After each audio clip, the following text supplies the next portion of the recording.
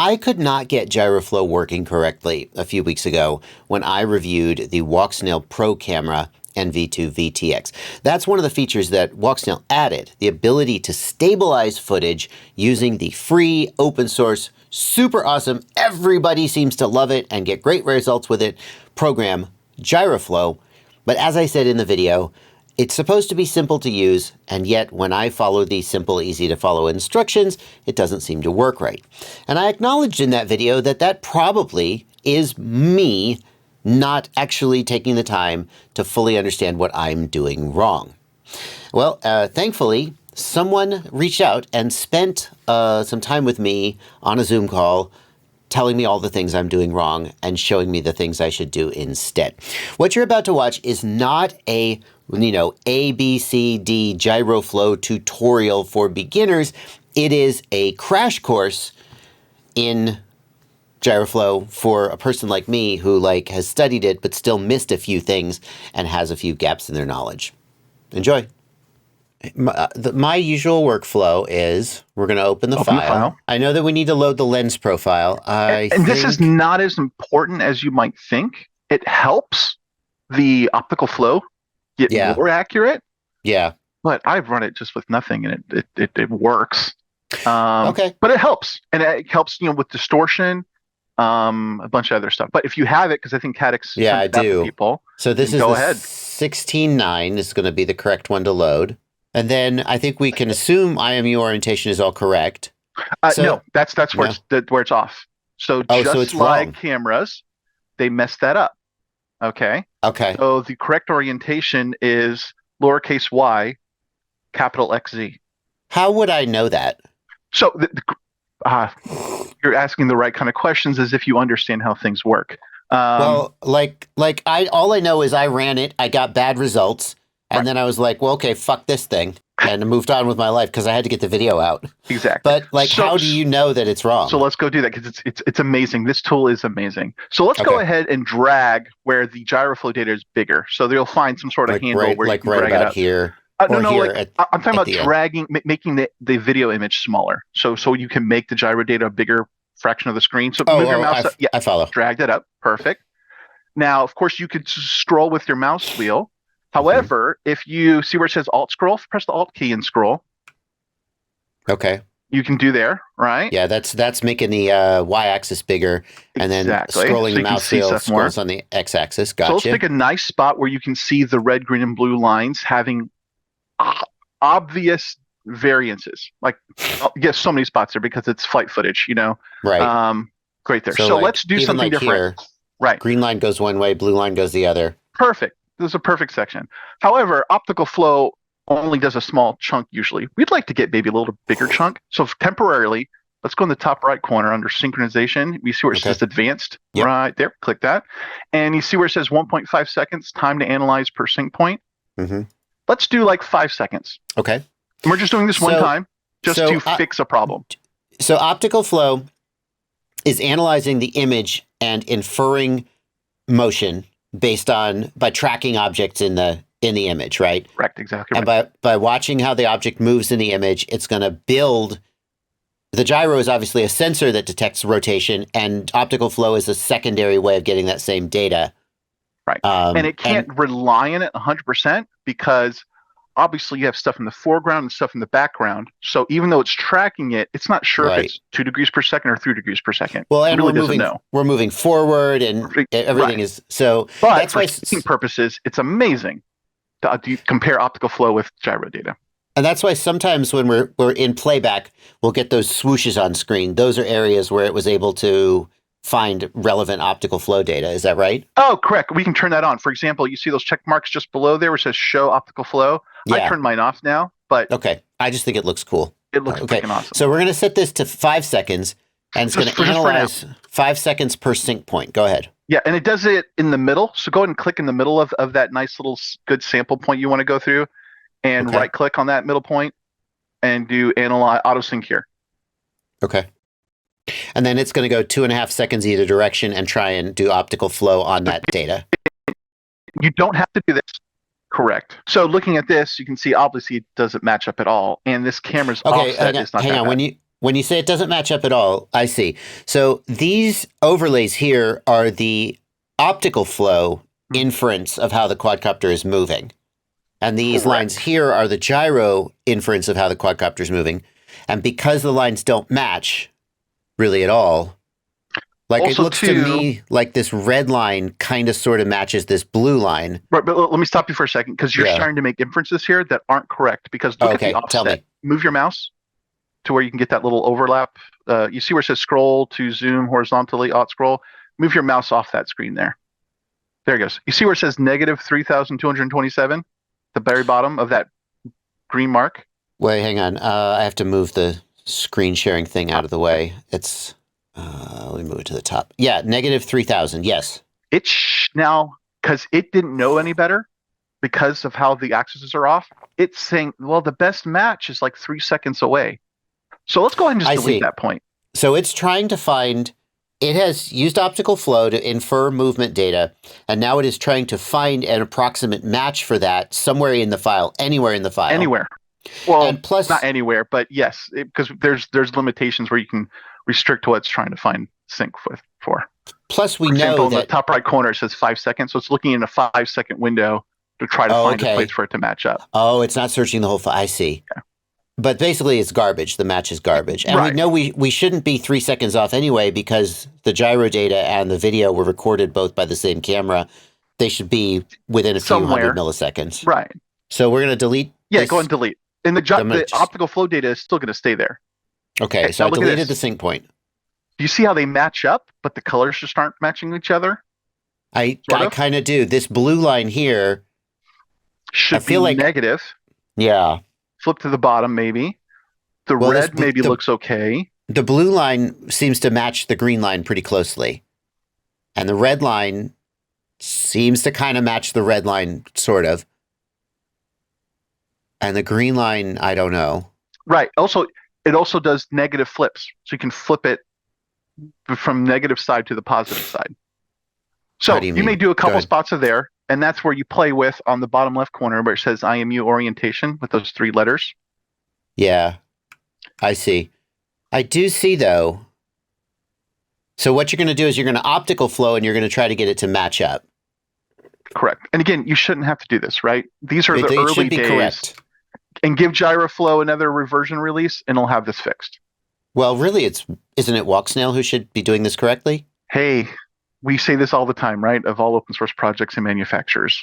Yeah. Matter of fact, if you look in the left side there where motion data, I see how it says Cadix Walnut Cam. So you can see the Gyroflow people already had to write something custom for the Walnut camera.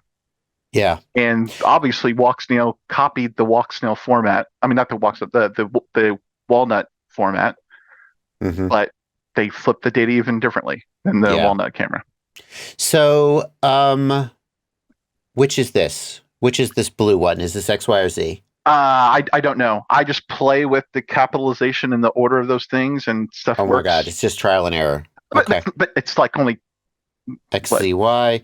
So we're just going to go like Z, Y, X. Is it going to just instantly update? Yes. And so I would say you got, well, you can see the lines are matching more, but if you do underscore Y, capital X, capital Z. Underscore Y, to invert? Yep. Underscore Y, capital what? X, capital Z. Look at that. Okay, so underscore inverts it? Yeah, it's beautiful. Isn't it so simple to invert the data? When I inverted it, it just flips it to the other side of the x-axis. The other side of the zero axis, yeah. I see.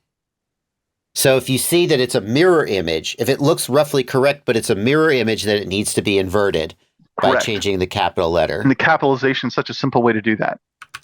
Sure, as opposed to like putting a negative. So here I've got the X, and you could see, now if I go to capital, it overlays correctly. Yep. Am I crazy here, or is the Well, you're not seeing the zero line. Why do I not see the zero line? Because there's no such thing as zero line. I don't know. Well, there must be a zero line because we're flipping it over the zero line. Put in a complaint request with the Gyroflow guy that he put a zero line. Open source. So did you just you didn't just guess. You got YXC immediately and you got it correct. I just like Flipped one Oh, of them. you It's know like, the oh, that's the blue one. Oh, that's the red one. And then, so it took me literally 5 seconds. oh And what is guess IMU orientation? oh, I've never done that before. It may do what I just did. We just did that manually. Yeah. I bet it would probably okay. So that's what we should do instead of Great just point. us guessing. All right, we'll edit that back to the beginning of the video. But then again, it may not be No that problem. good at it. It may be. Well, let's find out. Delete all sync points. Yep. I said delete all sync points. It Oh, did. the optical flow That's the stays optical though. flow. Okay, so now let's mess this up. X, Y, Y, Z. UBX, right. Okay, so now it'll have to be somewhere where I've I don't done know. optical flow, Great question. and I'll say guess IMU orientation here. See if it gets it right. And you can see it's doing what we did manually. It's running an optical flow analysis. Oh, it does. So it will automatically do the optical flow. No, I'm just looking at what it's doing now. That's Yeah. obviously what it's doing. It's not using the existing optical flow that already existed. And I've wondered that as well, because when I'm doing 500 sync points, you would think it could then use the ones from the previous one, but Oh, because they're I going don't to know. overlap. So why Right. doesn't it optical flow the whole thing? But then again, one I don't know if they're time? anticipated that. And again, now we're being nitpicky of an open source project. So You seem like you have a resistance to nitpicking open source projects. I don't know if you know me. I've seen I've seen a few live streams. Yeah. I've found that the best way to get people to do things is to complain about their open source project on a live stream. I just know in the Discord, Adrian's there helping people and doing high-end camera feedback with people on this project. And it's amazing. I mean, yeah, it's like a one-person project, and maybe I'm wrong. he should turn it into a career if he hasn't. There's Right. so many pros using this, God. and it's a really classic open source model Right. to get pros to use your project and then charge them ridiculous consulting fees to help them. Right. To get that red footage that you only had on that one day with that one Yeah. explosion. Yep. Yeah, I think that's a brilliant model, and I'm not the least bit cynical about it. And I bet he's That's- not even doing that. I bet he's just doing it for the fun of it. Helping him for free for the Yep. fun of it. Well, the world needs more people like that, I guess. Mhm. Look at you. I'm not paying you. But I have clients during my day job. Well, this is taking forever. Let's see if it gets it right. Right. That's why I'm having my fingers crossed. Where I could have just played with the letters a little bit and been good. It's nice to have something, because a lot of times people struggle if you say, well, just play with the letters till it's right. But Some again, they people will shouldn't have struggle with to. that. Almost Yeah. every camera, even the crappiest thumb, works great now. Lowercase y, positive X, capital X, capital Z. Hey, It got it right. it worked it. Amazing. But that's cool. That's cool. The reason that we need optical flow is that the gyro data is not always or seldom or never perfectly synced with the video. Correct. Unless GoPro or an O3 unit is specifically doing very specific things. Right. But I'm sure then they're having to do extra calculations or something to merge that data. I'm not the expert on that. We'll let the computer do it after the fact. Just let the gyro log crap, let the video record crap, and then we'll merge these two together into something beautiful. Right. So with GoPro and maybe O3, maybe DJI Action, we're not sure. They don't. You might not need to do optical sync, but it wouldn't hurt. But basically, you should always do it, because even on my GoPro footage, gets it a little bit over, and it tends to make it just that much more smooth. And where in the top right corner it says max sync points 3, okay, you can put a maximum of 500, and I regularly do that. That'll take like forever to process, though, right? 10 minutes. Okay, I see. So, like for this example, we're not going to do that because I don't want to sit here for 10 minutes. Right. But when you're like producing professional results, you would might take the do time. That. Okay. Or if you have really crappy cameras and you love them, you would do that. Okay. All right. I'm following you so far. So what is time to analyze per sync point? So we made it temporarily 5 seconds long because we wanted a long optical flow data. But normal syncing, it doesn't need 5 seconds. It can do 1.5 seconds at 60 frames per second for like 90 frames, and it can match that up. Because they're going to be the assumption is that they're probably going to be pretty close.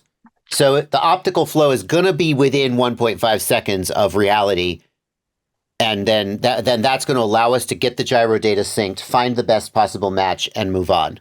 Right. And if you knew as a fixed offset, let's say you were matching a GoPro with like a cinema camera, two separate items, that's where the rough gyro offset in the top right corner and the search sync size would let you then say, I kind of pressed record on both at like 15 seconds off, and you could look at one and you could look at the other. You could look at the sync clap and you could say there are 3 seconds off, and you could put that in as the offset. And you help Gyroflow get in the right ballpark.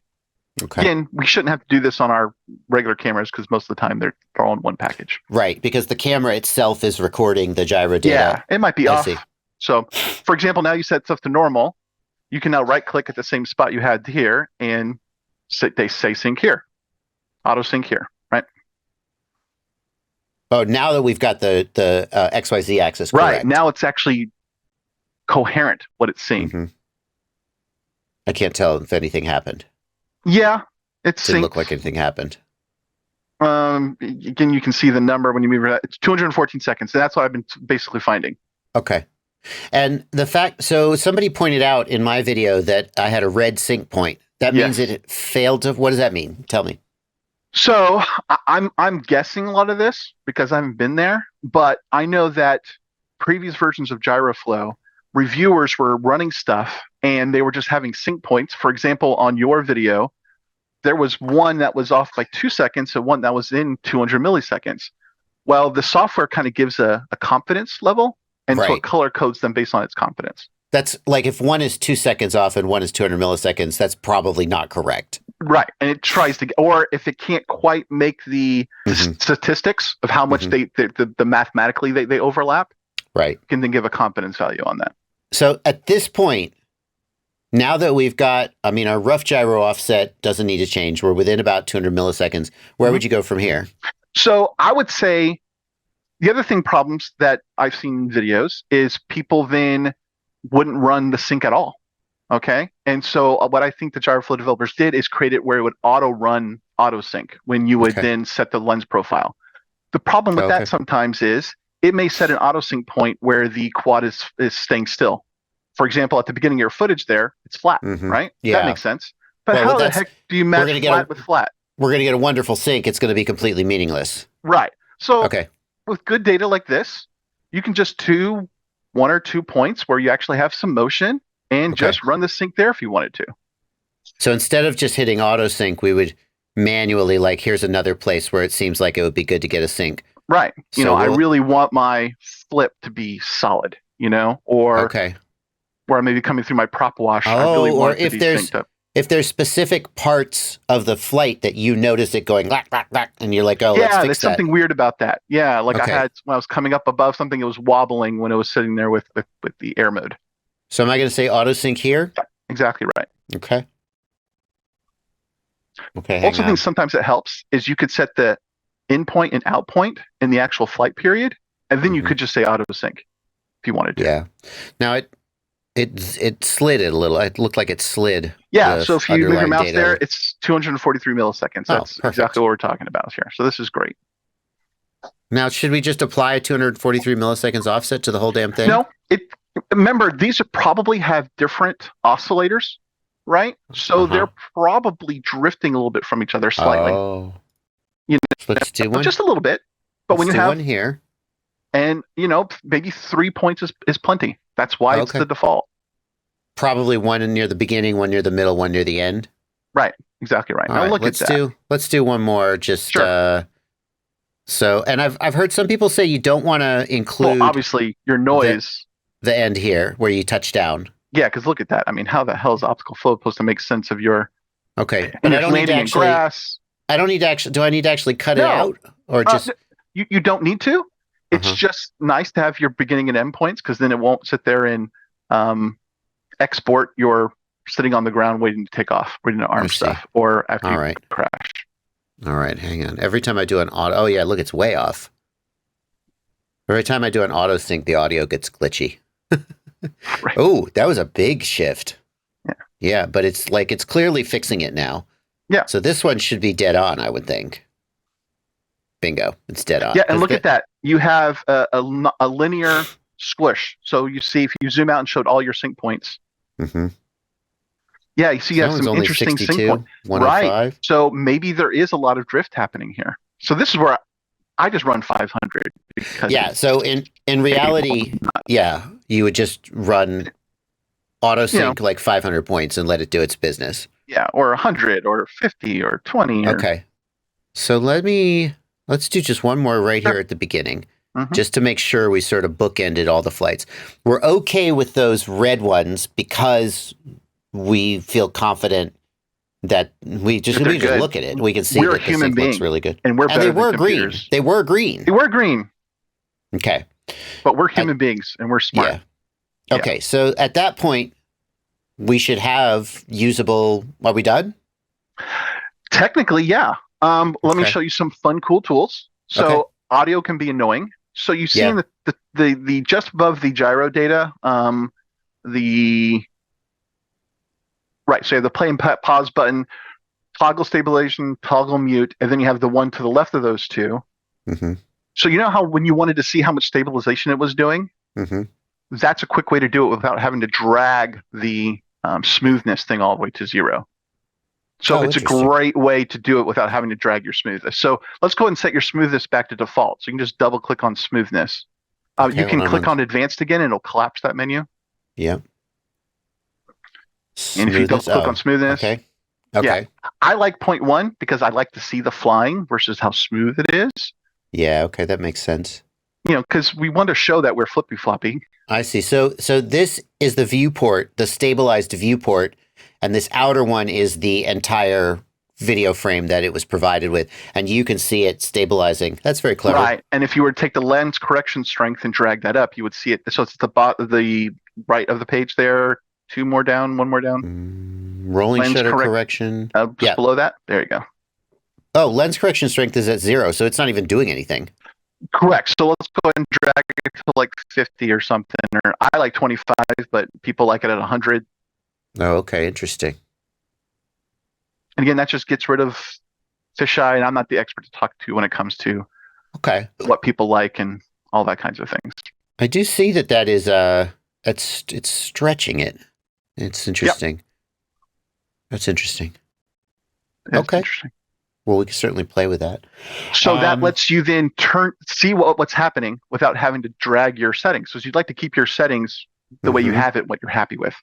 I like that. I think that's a great way to sort of tweak the settings and to see what's actually happening. How much stabilization, how much zoom can you tolerate? How much, exactly. Like if I drag the smoothness way up, it's going to crop way in. Yeah, and it's like, oh, can I live with that? Versus you're just all zoomed in and you're trying to figure out how much cropping it is. Interesting. Can I actually play this without making it stutter? No, I can. Okay, good. You're seeing on your side well. Uh-huh. And you see how the frame is jittering and around there? You can see how much it's actually smoothing out. That's really slick. Oh, and I can see the optical flow markers. I think those are so cool. Aren't they cool? Yeah. I don't know. Maybe I'll get bored with them. But now, sometimes it's like a visualization. I want a screensaver to come up and show me. I want those all the time. Yeah, right. But then we can now turn this overview toggle. That icon left there, because sometimes seeing everything moving around lets you not see the smoothness. So then you're going back into the smoothness there. And then if you want to, this is way better. Way better, right? It's actually like good, semi-good, stabilization. Yeah, the Walksnail camera is not the best. Do this on GoPro or an 03. It's amazing. Yeah. We still have little bits of like wiggly movements and stuff. Yeah, and I think there's something wrong with your optical flow. I'm not having those jagged lines. Maybe it's the GPU with your recording. I don't know. Now it's all about personal preferences, but. For example, I set the zooming speed to 1 second because I think the zoom, you're already flying flippy floppy, so why not have the zoom kind of go fast? But then again, this is all personal preference. Let's double click on the zoom speed thing and see what it had default. See, 4 seconds is a lot, so you're losing a lot of resolution for a long period of time, and then it kind of zooms in, but then we've already done the next move. I find the zoom to be really distracting unless it's super slow. I almost prefer to have a fixed zoom. But I don't think you can seldom get away with that if you want any stabilization at all. What's beautiful, again, so if we look at our roll pitch yaw at the bottom there, you see there's also that gray sort of hill at the bottom of there. Where's roll? Here, right here, this gray. That's the zooming. So you can see how it's going to affect your video if you then change those settings. So if you went down to 1 second, went to 5 seconds. Let me turn it down to 1 second. What is this hill showing me? So when you talk about how you can identify stabilization, when you go to take off, you see the frame move before they take off the ground. Right. So it's zooming into the footage in order to compensate for the takeoff. But if I if I turn dynamic zooming off, and then I crank the smoothness, I'm going to get black borders. You're going to get black borders. I see. That's a shame. The only way to know about that is just to scroll through, though, right? Sure. I don't have an answer for you. Okay. I always leave my zooming on, and with me having it shorter, to me, well, there you go. What are these red lines doing? I don't know. I don't know. You're now in an area that I don't know. Oh, do you think that red is showing places where the black border clicks through? Again, let's so test that hypothesis. God, these so horrible if I go here, source programmers, and they don't give me a zero line, but no, look. I know. You can see it's right there. And it's getting ready to do it. As we go into this area. Oh, that's great. That's great. Isn't that great? So now I can tweak that FOV if I want to, and I can easily find the minimum FOV. Yeah. So I'll never see a black border. But yet I don't have zooming. Oh my God, but look how cropped in it is. It's preposterous. So you really need dynamic zoom for freestyle for sure. Oh yeah. And you're already moving around, and that's why in my opinion, if you make the zooming really quick, like 1 second, you're already coming around a building and So you like a fast zoom speed. See, my intuition would be a slow zoom speed is less noticeable. And that's a great conversation. Get it over with. Get it over with. Right. Interesting. I'm already doing a front roll. Yeah. Who cares? Ultimately, I mean, if you have a fast enough GPU, you can play back the results in real time. It's amazing, even on low end GPUs, how good this thing can do. Yeah. All right. So let's talk about another small tweak. So you're talking about reducing zoom. Well, what happens when our quads need to do before they arm? They have to calibrate the gyro, right? Because there's inherent drift in any gyro. So if you actually go to the beginning and end points, what do you notice about those traces of the gyro? You notice that they're a little bit off from each other. When we're stable? Yeah, when we're sitting there doing nothing. Okay, which one? Yeah, if I zoom it all the way up, you can see they should drift there. They should all be at 0 is what you're saying. Correct. Which means and look, the red line is not even flat. It's actually drifting upwards. But we're nitpicking. So these should all overlay each other at 0 because the quad isn't moving. Right. And in some theoretical world that we don't live in. All right. Tell me more about this. You can just right click in one of those flat areas and say estimate gyro bias. Oh, that's good. And it doesn't do a lot, but it then reduces the zooming because the zooming is usually trying to compensate for that. Look at what the red axis is doing. What the fuck is that? Great question. What are you doing? Is the quad actually moving? Hang on. Oh, it is? It's no, that's the stabilization. Right, that's the stabilization. How do I turn that off? The middle button. Yeah. That one. Right. No, it's not moving at all. My gyro's being funky. That's weird. Maybe that's really interesting. Electrical noise. Maybe it's something else. If you notice at the end of your footage, it was even off as well. So I would want to estimate gyro bias like right here where they're as close to. Doesn't matter that much.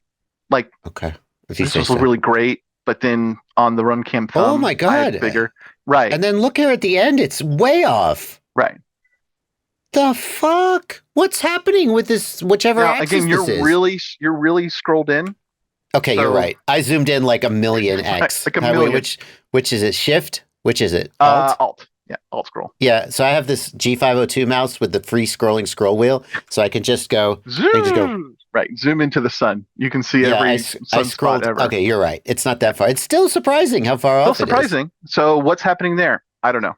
So can I have multiple gyro bias points or just one? Like if I do... I think there's only one. Okay. Yeah, because if you look, it sets that on the left side of the screen there. You can see where it's on the checkbox under gyro bias. Oh, yeah. Yeah.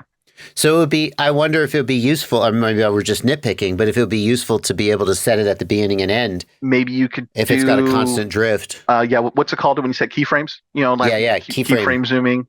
Yeah. I don't do much keyframing. Actually, I don't think I've ever done keyframing because I'm happy with what it does. Okay. All right. I really appreciate it. I'm going to export this and I'm going to play with it and I'm going to see what kind of result I get. Sure. Yeah, and send me those the raw files and let's see if I can beat you at stabilization. All right. I'm sure you can. You have a lot more experience. Yeah. All right. Sounds good, I really appreciate it. Thank you. All right. Thanks, Chris. Have a good day. Bye. You too.